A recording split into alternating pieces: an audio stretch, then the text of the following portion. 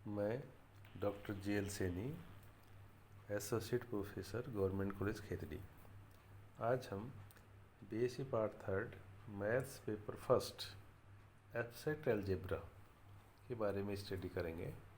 इसमें जो टॉपिक है उसका नाम है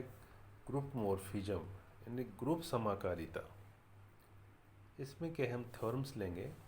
थ्योरम फर्स्ट, यदि F ग्रुप G से G डैश पर एक समाकारिता हो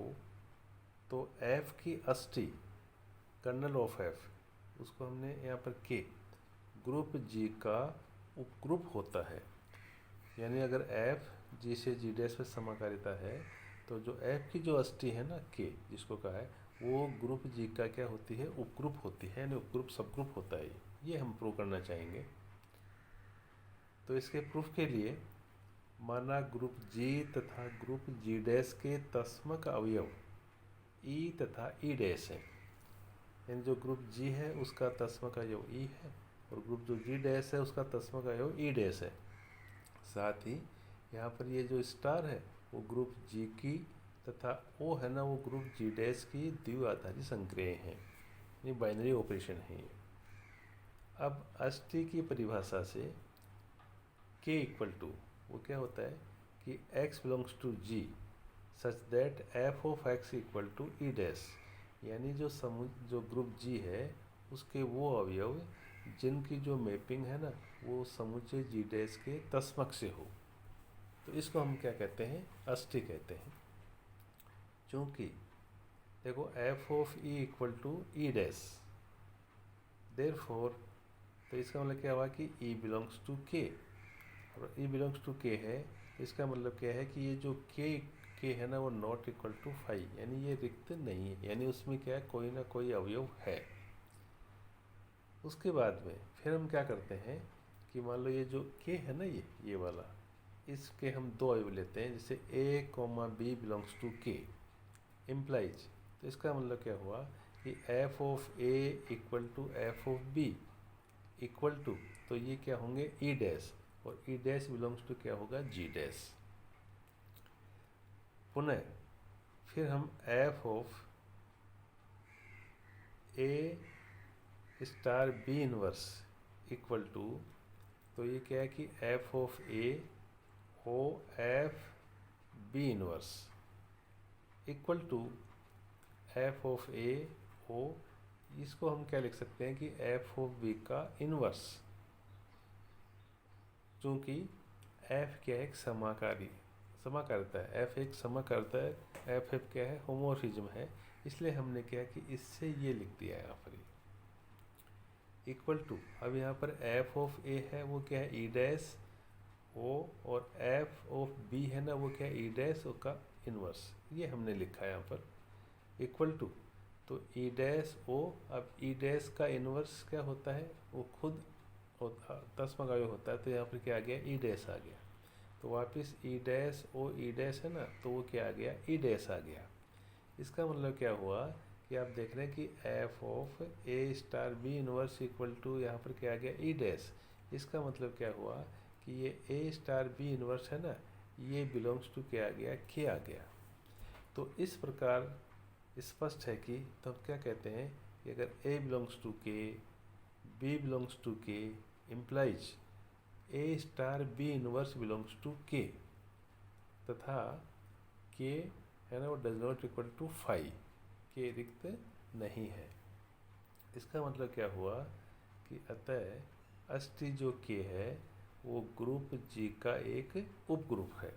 क्योंकि उपग्रुप की परिभाषा से हमने लिखा है यहाँ पर ये। उसके बाद में फिर क्या है कि हम एक दूसरे थ्योरम लेते हैं, प्रत्येक कर्मिन्वय ग्रुप का समाकारी प्रतिबिंब भी कर्मिन्वय होता है। यानी जो कम्यूटेटिव जो ग्रुप है ना उसका समाकारी जो प्रतिबिंब है वो क्या होता है, क्रमन्वय होता है। अब देखो इसके प्रूफ के लिए, अब यहाँ पर क्या है कि समाकारी प्रतिबिंब क्या होता है, तो हम जानते हैं कि अगर F G से G डैश में आच्छादक समाकारिता कहलाती है, यानी ऑन टू होमोमॉर्फिज्म, यदि एफ आच्छादक हो, यानी एफ जिसे जी डैश में आच्छादित समाकारिता कहलाती है यदि एफ क्या हो, आच्छादक हो। तो इस स्थिति में ये जो जी डैश है ना, ये ग्रुप जी का समाकारी प्रतिबिंब कहलाता है। ठीक है, तो अब इसके प्रूफ के लिए हम माना एफ ग्रुप जी से जी डैश पर एक समाकारिता है, चूँकि अब जी का समाकारी प्रतिबिंब क्या हुआ, एफ ऑफ जी, तो ये क्या है, जी डैश का एक उपग्रुप है। अब सिद्ध करेंगे कि एफ ऑफ जी है ना, ये भी एक कर्म विनिमय ग्रुप है, ये हम प्रूव करना चाहेंगे। यदि जैसे A dash comma B dash belongs to F of G, यानी इसके क्या है, दो अवयव लिए, ये हों तो जी में ए कॉमा बी ऐसे अवयव हों कि F of A equal to तो ए डैश बन जाए तथा f of B equal to क्या बन जाए, बी डैश बन जाए। क्योंकि देखो आप यह जानते हैं कि यहाँ पर जैसे जी से जी डैश में है ना, तो आपके क्या कि कोई अवयव अपने जी के लिए तो उसकी मैपिंग किसके साथ में होगी, जी डैश के अवयव के साथ में होगी। इसलिए यहाँ पर हमने क्या है कि ये लिखा है यहाँ पर, ये क्योंकि जैसे ए डैश है ना, बी एफ ऑफ जी का अवयव है, तो इस जी जो है ना उसमें एक अवयव इस प्रकार से हो ताकि एफ ऑफ ए करे ना तो वो क्या आ जाए, ए डैश आ जाए। ऐसे मान लो यहाँ पर B dash belongs to f G है, तो इस जी के अंदर एक अवयव है ना बी इस प्रकार से हो कि F of B equal to B dash है ना, वो हो जाए यहाँ पर। अब A dash O B dash equal to F of A O F of B है ना, ये हमने इसको ऊपर वाले से लिख दिया है, इक्वल टू, तो अब F of A O F of B, तो यहाँ पर एफ क्या है, समाकारिता है, इसलिए इसको आपने क्या लिख दिया कि F of A star B, क्योंकि समाकारिता की परिभाषा है से हम ये लिखते हैं, इक्वल टू, फिर क्या है कि एफ ऑफ बी स्टार ए है ना, ये इसको है ना, क्यों, क्योंकि जी के है कर्मिन में, ये कर्मिन में ग्रुप है, इसलिए आपने ए स्टार बी को हमने क्या लिख दिया, बी स्टार ए लिख दिया यहाँ पर, इक्वल टू, फिर वापस यहाँ पर क्या कि F B star A equal to क्या आ जाएगा, F of B O F of A आ जाएगा यहाँ पर, इक्वल टू, फिर एफ ऑफ बी है वो क्या है, बी डैश ओ, और एफ ऑफ ए क्या है यहाँ पर, ए डैश है ये। इस प्रकार A dash comma B dash belongs to F of G implies, तो यहाँ पर क्या आया कि A dash O B dash equal to क्या आया, B dash O A dash है ना, ये आ गया। अतः एफ ऑफ जी है वो भी एक कर्मिन में ग्रुप है, ये हमने इसको प्रूव कर दिया यहाँ पर। उसके बाद में फिर और थ्योरम एक और है कि वो थ्योरम क्या है, प्रत्येक चक्रीय ग्रुप का समाकारी प्रतिबिंब भी चक्रीय होता है। तो यहाँ पर क्या है कि वही साइक्लिक ग्रुप लेंगे, उसका वही समाकारी जो प्रतिबिंब है ना वो यहाँ पर क्या होगा, चक्रीय होगा, यानी साइक्लिक होगा, ये हम यहाँ प्रूव करना चाहेंगे। क्योंकि हम यह जानते हैं कि साइक्लिक ग्रुप क्या होता है कि जो ग्रुप है ना उस ग्रुप के कोई भी अवयव पर अगर हम पूर्णांक घात रखते हैं तो उसी के अवयव आ जाने चाहिए, तो फिर वो जो ग्रुप है ना वो क्या कहलाता है, चक्रीय ग्रुप कहलाता है, और वो जो अवयव है ना वो क्या कहलाता है, जनरेटर कहलाता है, जनक कहलाता है। तो इसके प्रूफ के लिए माना एफ एक चक्रीय ग्रुप, जैसे जी जिसको हम है ना ए से डिनोट करते हैं, जी डैश पर समाकारी प्रतिबिंब है, देयरफॉर जी का समाकारी जो प्रतिबिंब है वो क्या है, एफ ऑफ जी, ये ग्रुप जी डैश का एक उपग्रुप है, ये हम प्रूव करना चाहेंगे। हाँ मतलब अब हम सिद्ध करेंगे कि एफ ऑफ जी है वो भी चक्रीय ग्रुप होगा। यहाँ पर जी का समाकारी प्रतिबिंब एफ ऑफ जी है ना, वो ग्रुप जी डैश का क्या एक उपग्रुप है, तो हम ये सिद्ध करेंगे कि एफ ऑफ जी है ना ये चक्रीय ग्रुप होगा ये। यदि अब क्या करते हैं कि आप x belongs to f G, तो x इक्वल टू ये क्या होगा, f ऑफ a की पावर n, जहाँ n बिलोंग्स टू z, क्योंकि आप एक ही पावर है ना पूर्णांक हाथ रखेंगे तो वो रखने के बाद में जो भी अवयव आएगा ना वो यहाँ पर क्या आएगा, x आएगा। ठीक है, पुनः f ऑफ ए की power n equal to f, फिर देखो ए की पावर n का मतलब क्या हुआ कि ये a star a star a star star dot dot star a, क्या ये n बार है ये, तो इक्वल टू, उसके बाद में फिर देखो इसको है ना हम क्या लिख देंगे कि f of a o f of a o f of a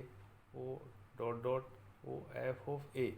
ये कितने हैं, n बार हैं ये हमने क्यों लिखा है, क्योंकि यहाँ पर f क्या है, समाकारिता है, इसलिए हमने लिखा है। तो आप यहाँ ये देख रहे हैं कि f of a o f of a o f of a o है ना dot dot o f of a,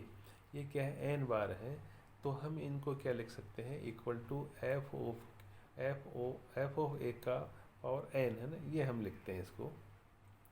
जो दर्शाता है कि f ऑफ g का प्रत्येक जो अवयव है f ऑफ a की एक पूर्णांक घात है, अर्थात f of g equal to क्या है, f ऑफ a है ना, के द्वारा जनित है ये। तो इसको है ना हम क्या कहेंगे, अतः f ऑफ g है एक चक्रीय ग्रुप है, ये हम कहेंगे इसको ये। उसके बाद में फिर हम एक थ्योरम और लेते हैं। थ्योरम क्या है, एक ग्रुप G की समाकारिता f ग्रुप G डैश में एक की है यदि और केवल यदि f की अष्टी बराबर क्या है E, जहाँ पर E है ना वो G में क्या है, तस्मक है। इसके प्रूफ के लिए माना f ग्रुप G से G डैश पर एक की समाकारिता है और जो k f की अष्टी है, यदि x बिलोंग्स टू k तो x belongs to k implies, इसका क्या मतलब हुआ कि f ऑफ x है ना इक्वल टू E डैश, जहाँ E डैश है वो G डैश में क्या है, तस्मक है, ये इसका मीनिंग हुआ यहाँ पर। उसके बाद में फिर हम क्या करते हैं कि implies f of x equal to, जैसे E डैश है तो उसको क्या लिखेंगे, f ऑफ E, क्योंकि हम प्रूव कर चुके हैं कि f of E equal to क्या है, ये E डैश होता है। इम्प्लाइज, इसका मतलब क्या हुआ कि x इक्वल टू है ना, देखो f of x equal to f of E, हम जानते हैं कि f यहाँ पर क्या है, एक की है, यानी 1 to 1 है, तो आप यहाँ पर क्या लिखेंगे, x equal to E। Therefore k equal to यहाँ पर क्या आ जाएगा, ये E आ जाएगा यहाँ पर, ये है ना, क्योंकि यहाँ पर x बिलोंग्स टू k है और यहाँ पर x इक्वल टू क्या आ गया, E आ गया। इसका मतलब क्या है कि ये जो k इक्वल टू है ना वो क्या आ गया, E आ गया। तो ये हमने यहाँ पर लिखा है। उसके बाद फिर इसका क्या है, विलोमतः है ना, तो हम उल्टा लेके चलेंगे कि यहाँ पर अब k है ना, k इक्वल टू से E है तो वो f क्या होगी, समाकारिता होगी। तो यहाँ पर हमने क्या लिखा है कि माना f ग्रुप G से G डैश पर एक समाकारिता है तथा f की जो अष्टी है k इक्वल टू जैसे ये E है ना, ये हमको क्या दे रखा उन्होंने। तो अब यहाँ पर क्या करेंगे कि यदि जैसे x, y belongs to G हो तो f of x equal to f of y है ना, x, y belongs to G है तो यहाँ पर क्या लिखेंगे कि f of x equal to f of y implies. अब यहाँ पर क्या करते हैं कि इसके दोनों तरफ है ना, जैसे f ऑफ y का होल इनवर्स जो है ना हम दोनों तरफ ऑपरेट करते हैं, तो आपने ये जो f(x) है ना इसकी तरफ भी लगा दिया, ये इक्वल टू ये f ऑफ y है ना इसकी तरफ भी ये लगा दिया। तो ये लगाने के बाद में इम्प्लाइज, फिर देखो f ऑफ x, अब यहाँ पर चूंकि f समाकारिता है तो f ऑफ y का होल इनवर्स को हम f ऑफ y इनवर्स लिखते हैं इक्वल टू, फिर यहाँ पर वापस देखो ये क्या है कि f ऑफ y है ना, और इसको एफ वाई का होल इनवर्स को यहाँ पे क्या लिख देंगे, एफ वाई इनवर्स लिख देंगे इम्प्लाइज। तो उसके बाद में फिर देखो एफ ऑफ एक्स और एफ वाई इनवर्स, तो उस है ना, क्योंकि हमें समाकारता दे रखी है, तो उससे है ना हम क्या लिखेंगे इसको, f of x Y inverse equal to f, फिर इसको है ना क्या लिख देंगे, वाई वाई इनवर्स है ना, ये लिख देंगे यहाँ पर, इम्प्लाइज फिर F of x Y inverse equal to, तो यहाँ पर एफ ऑफ ये वाई वाई इनवर्स क्या हो जाएगा, ई हो जाएगा, implies F of x Y inverse equal to, अब F of E equal to क्या है, ई डैश। तो इसका मतलब क्या हुआ कि ये एक्स वाई इनवर्स है ना, वो बिलोंग्स टू क्या हो गया, के आ गया, इसका अवयव हो गया ये, इम्प्लाइज फिर देखो x Y inverse equal to, क्योंकि यहाँ पर के इक्वल टू ई है, तो यहाँ पर इसको इक्वल टू क्या लिख दिया, ई, और X Y inverse equal to E है, तो इसका मतलब क्या हुआ कि एक्स इक्वल टू वाई। इसका मतलब ये हुआ क्योंकि एफ क्या है, एक के की समाकारिता है। इस प्रकार से हमने क्या है कि ग्रुपजोमोर्फिज्म है ना, उसके ऊपर कुछ थ्योरम्स हमने पढ़ी हैं। आशा करता हूँ आपको समझ में आई होंगी। धन्यवाद।